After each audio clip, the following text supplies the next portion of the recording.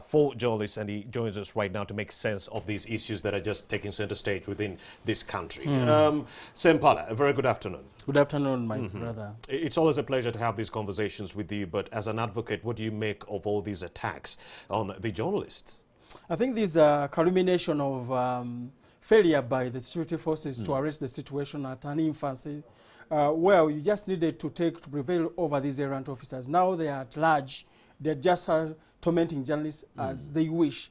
And this is not even the end, because today what we're seeing is the deliberate attacks on individual journalists that are well branded, that are known for working for particular media houses, but who are supposed to seek for safety within the confines of the police, manning the security, manning the campaign scenes.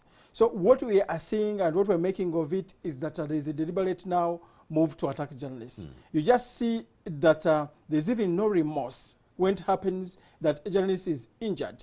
You just hear defense mechanisms swinging into action by the people that are supposed to come in and offer an apology, a very simple apology that one of us just went out of the ordinary and did something ABCD. We are very sorry. They cannot offer such a courteous response to a journalist and to the fraternity at large. Mr. Robert Sempala, even though an apology is in the offing, this is not the first time this is happening. Journalists have been aggravated when it comes to their human rights. This is not the first time this is happening. Why do we keep on getting back to where we started from? When did we become the enemies of the state? It's a very million-dollar question. When did we become enemies? Because we're supposed to work hand in hand. Given the nature of our work, we're supposed to complement each other. Because we do investigate, we do help communities.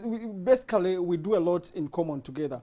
But where it has gotten is a level of character assassinating whoever identifies with these members of the opposition. That's what we can read through the lines. Because you do not think that a journalist has committed a crime and therefore deserve an instant punishment. The law does not provide for that at all. Even when the journalists are in the wrong, arrest them and take them to the courts of law, let them be heard, and then a court of competent jurisdiction will give its judgment.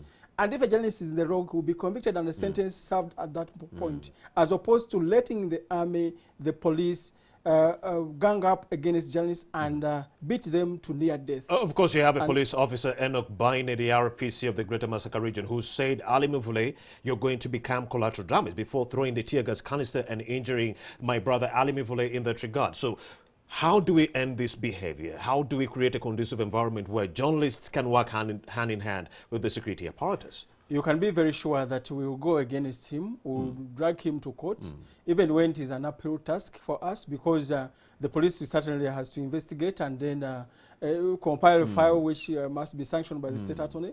But we won't labor in vain, we are very sure. We're going to also devise other means of making sure that justice is served to the journalists. But I'm very happy with the decision that has been taken by the editors under the umbrella of the Editors Guild. They're saying they're about to withdraw the journalist covering candidates. Indeed. Of course, Robert Sempala, the main person, the victim who is being affected in this case, Ali Muvule, is joining us live to give us a brief narration of the ordeal he underwent. There he is. A very good afternoon, my brother Ali Muvule. How are you feeling right now, and what's the latest? Thank you very much. Thank you very much for joining us. We're coming to right now from Masaka, and this is towards a village in Masaka, where we are waiting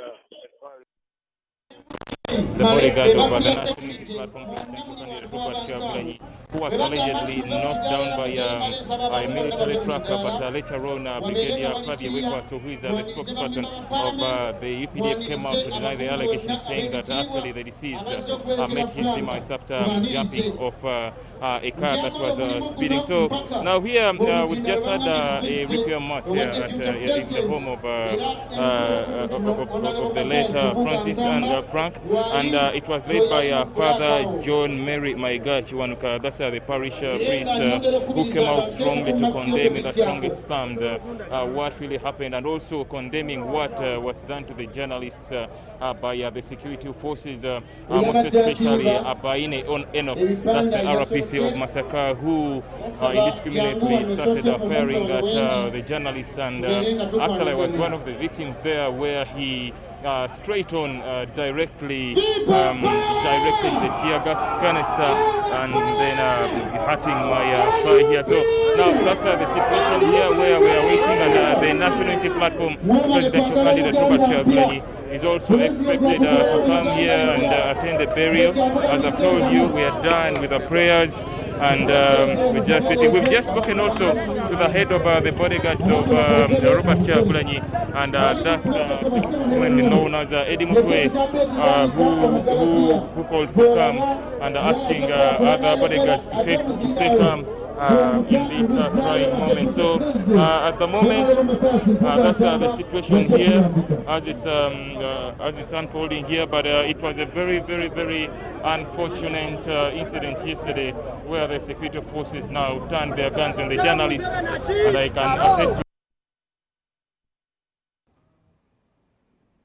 Ali Mivule, thank you very much for that update. Well, the police spokesperson, Fred Enanga, did ask Ali Mivule, a victim, to adduce evidence to prove that indeed, yes, the young man, Frank, was run over by a military car. But then, is it the role of a victim to offer evidence, or is it the role of the police in this regard? I don't know how this is supposed to be handled by a spokesperson, because the investigating officer should be working with all other actors, not Ali Mivule alone, if you must be talking of comprehensive investigations into such a matter. So the fact that you're pinning a person, Ali Mivule, and then putting him on the microphone or on TV is just to make him go back into a weaker position, bargaining position, because it doesn't have to come off as a face-off between the police and Ali Mivule. The person actually is absolutely wrong, and for Enanga, we have lots of information that is gathering dust within the police offices of cases that have been glaringly evidenced by so many people, and they're not graduating to any level, substantive level of seeking for justice for the journalists. So this is a one-off, and we know that at the end of the day, it will just all be no more and no news. But all we are calling for from the police is to be committed about safeguarding the journalists. We do not want to see a situation where journalists are ganging up against the police, where journalists are becoming confrontational, but they should also not be as provoked as such. They should be left to do their work. Journalists are doing their lawful duties, whether covering opposition or not. They should be allowed to do so. Robert Sempala is the National Coordinator, Human Rights Network for Journalists in Uganda. Thank you very much for having made the time to speak to us. Thanks for having me.